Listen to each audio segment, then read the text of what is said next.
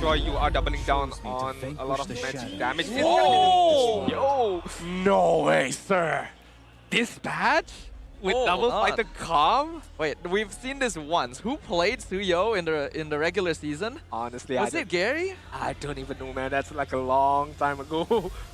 But okay, hey, I mean, if the coach trusts this lineup and trusts the players, I trust it as well. But we do have to see what outcome will it bring for the side of CG and SRG. For me, yeah, you go for the Export most likely here. Natan, Xborg, any early game here for Innocent works as well. That's okay. You I was can gonna go say that's Granger, crazy. I think. 100% Granger. Yeah, for sure. Early game pressure. They already have the Alice to sort of deal with the the Suyo, so this is just gonna give them the early pressure that they want. And this is again the power of the absolute last pick. Even though CG they had the right idea, they stole the Harris away from Innocent. But again, this comp is just overwhelmingly good in the first 5 minutes, especially with the Skypiercer timing on Innocent. I mean, Legend says that Monster Number one! I mean, I kind of like what CG is bringing to the table here. The variety, the flavor of picking up different heroes, off-meta heroes, by the way, with Suyo. But again, I just think there's overwhelming magic damage on the side of SRG, especially the burst that could come out from Stormy. I mean, if the Studio does not have a good time early on, if he falls on behind 1 level, 2 levels, loses 1 buff or 2 buff, it's gonna be an uphill battle for Gary later on. But we shall see how CG fire things out and how well will they protect Gary to be able to farm up against Skies with the Lancelot. Yeah. I think what CG needs to concern themselves most is SRG OG's ability to just jump, especially with the Grok and the Alice. But again, it's just a fight for the middle lane, again for SRG OG. Very early scrimmage between both of these teams in the mid lane, but no blood will be spilled as the minute progresses into the 1 minute mark. In terms of emblem setup, nothing too weird so far. It's still even Stevens, it's still normal for me, but I do like Grok with the Wilderness Blessing moving a bit more faster to be able to rotate much more faster with the expanding Reavers as well. Yeah, I like how Cram is focused on just clearing out the waves here. Again, this is the type of situation where you don't care about the lane, especially you're up against an Esmeralda. It's more about the rotation, and this is gonna allow CG to at least normalize what the first turtle could be. But they have to be they have to be worried about the upcoming rotations that could come out from SRG OG. So mid lane is gonna be the point of contention here. But looking at the map, CG, they're one step ahead. There's a lot of heroes on the top side, but Kram, very meticulously positioned. He actually dodges some of the pressure that CG is bringing to the top lane. Yeah, they're well aware of this first turtle timing, so SRG will be the first ones here. Yeatri comes from the top lane to do some poke damage, and Gary already being completely stopped by Yums and Cram. Fender Destroy comes out from behind. Yeatri in trouble. He has to back up. Flicker forward. Cram secures the turtle. SRG comes out on top there. A flicker from Cram just to get out, and we will see the end of that one. And a very good engagement from SRG OG between Yums just now, just zoning out Gary, not allowing him to get even nearer to that turtle right there. And it allowed what should have been an easy turtle for SRG OG, but hey, Cram locks it away. Yeah, CG, they had the right idea. Unfortunately, the setup wasn't working for them because Cram, I think he got one XP Crab, even though the Esmeralda was able to steal some green. Oh, Yums! AOG comes in, Valence already in the fight, but Chiku has been taken out. First blood to Yums. Valence now trying to get out of here, and Yeatri doesn't have the CC to keep him alive. Revitalize gonna have to be used defensively. Valence will survive for now. As early as the 3-minute mark, right? SRG OG have already clumped up 4 men right now to just overwhelm CG immediately. Like, they're not giving Gary any space because they do know, like, again, once Gary has fallen off in terms of level and farming, it's all over for the studio. Yeah, and SRG OG, they know they're playing around the retry timing. It's still off cooldown. And SRG, they're just constantly taking these greens away. Sakai's is holding onto that red tree, and he does not get anything! Oh, and he dies in! Bad execution! Wow. He actually finds it! The burn damage from Skies finishes off Valence, and now he's being escorted by Yums. He's still trying to steal this orange buff away, but he is taking a lot of poke damage. Oh. He dashes out. Nice timing. The dodge the stun from Gary. The Tectonic Charge gonna be used, and Yums one-shots Chiku. Was it necessary? I wouldn't say was it necessary, but is it good enough for you to be able to let Gary get the buff? But you trade your own mid lane's life right there. Yeah, even Innocent, he's not even laning at this point. They're just trying to deplete the resources from CG. This Suyo is not gonna be happy. And this is I would say this is why Suyo had a big downfall. He just lost the early game momentum that he used to bring to the table. And now, because of what SRGOG is doing, they essentially removed Suyo from the equation. I mean, there are other heroes or other few heroes that could come back in terms of the late game stage, but not Suyo right now. Gary. Oh, Gary, you're too deep, sir, and Skies is not gonna let that go unpunished. The Suyo is gone before the turtle has even started, and they're not even letting Valence go off scot-free. Feather Dare Strike drops him down to 40%. Yums just stands there and accepts the damage from Chiku because this turtle is theirs. I've been talking about aura farming right there for Yums right now. Just gonna conceal, trying to find Amzik. Amzik's in trouble here. Tectonic charge. Oh, that's a uncharacteristic miss there from Yums. AOG cuts him off. He might be punished for this. He's trying to walk out. Valence looking for the stun. But he gets knocked back and he goes down. Yums is alive. Gary now being dimed on by Cram. He has to just back off. All right. Oh. You gotta forgive Yums. It's 9 AM. I do agree.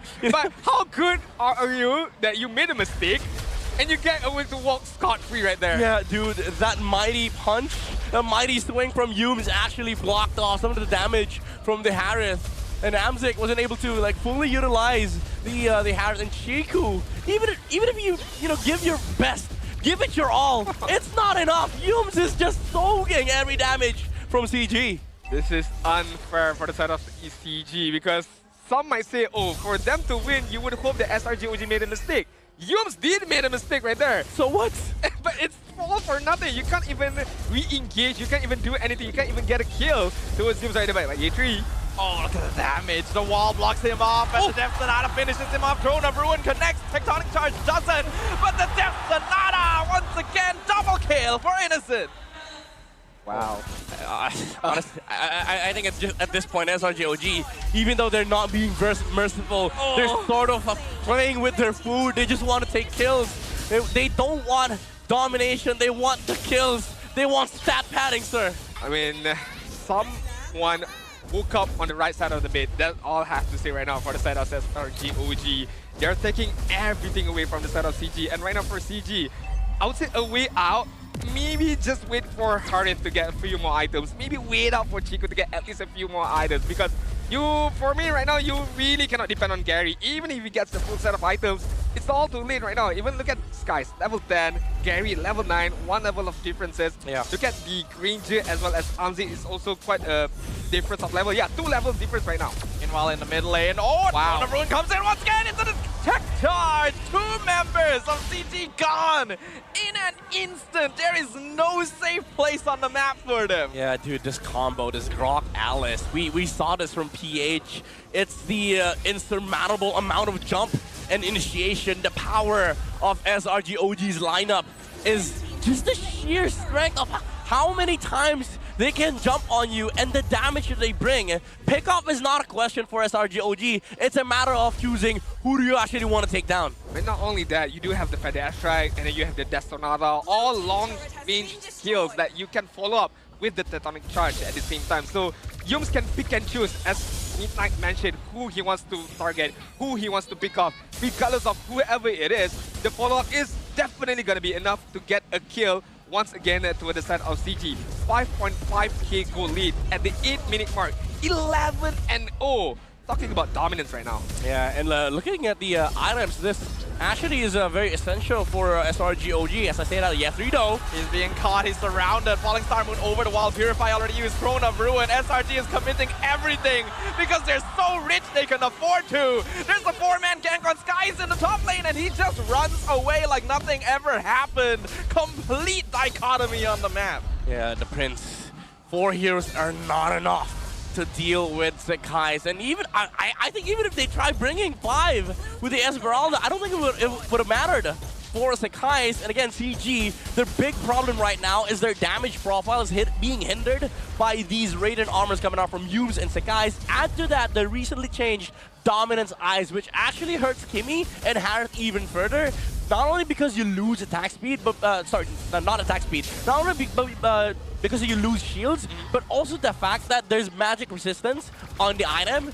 It definitely hinders the damage output coming out from CG. I mean, hence why Yums can just be strong and tall up front. Hence why Cram can immediately go in with the Throne of Ruins, regardless of whatever it is right now. Because CG right now, one thing for sure, the damage is non-existent right now. And even if it does, I don't think it's enough. Let's say, for instance, Amzik finish up the Holy Crystal. If, let's say, Chico finish up a Holy Crystal, I'm not too sure if it's enough.